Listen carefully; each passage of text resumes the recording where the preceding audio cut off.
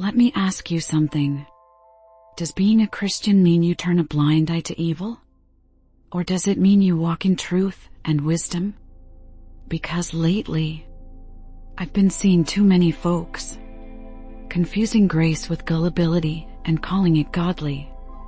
There's a woman I saw on YouTube, a content creator from the black tea sector, devout, Bible in hand, preaching love, forgiveness, and grace. Then a man came into the picture.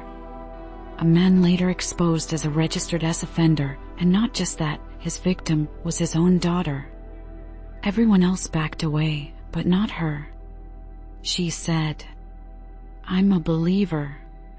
I give grace."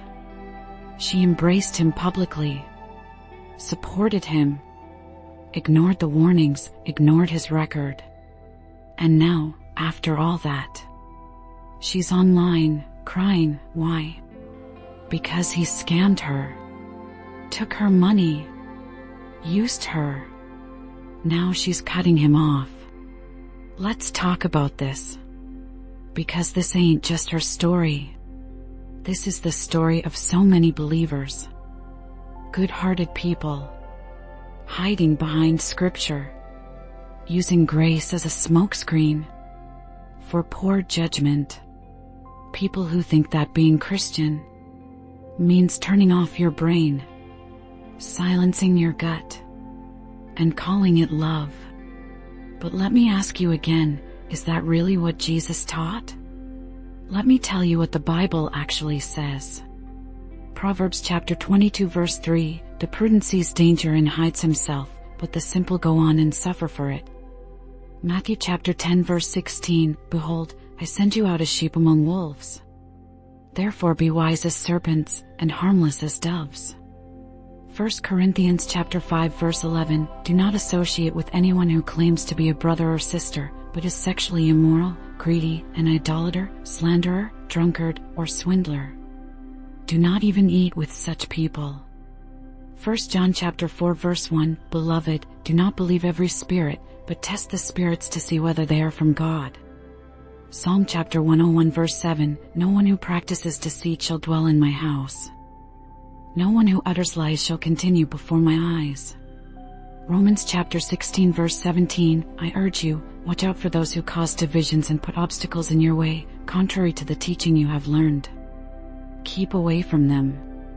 Titus chapter 3 verse 10, "Warn a divisive person once, and then warn them a second time. After that, have nothing to do with them." Isaiah chapter 5 verse 20, "Woe to those who call evil good and good evil." See, God doesn't call us to be stupid. He calls us to be spiritually awake. He tells us to be wise, to guard our hearts, to protect the innocent, and yes, to judge righteously. Too many folks wearing righteousness like a costume, but when it's time for accountability, they fold. This woman didn't give him grace. She gave him access, and it cost her. Let's be clear.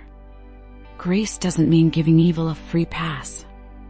Forgiveness is spiritual, but discernment? That's survival. There's a difference between being Christ-like and being careless. To my fellow believers, stop letting wolves into the fold just to look loving. Stop using Jesus as an excuse to ignore red flags. Being a Christian doesn't mean you stop thinking. It means you start thinking with wisdom, with prayer, with truth. Grace is holy, but grace with no boundaries? That's not biblical. That's just being easy prey. God doesn't ask us to be everyone's doormat. He asks us to walk in discernment. So the next time you hear someone say, "But I gave them grace," ask yourself, was it really grace? Or was it just fear?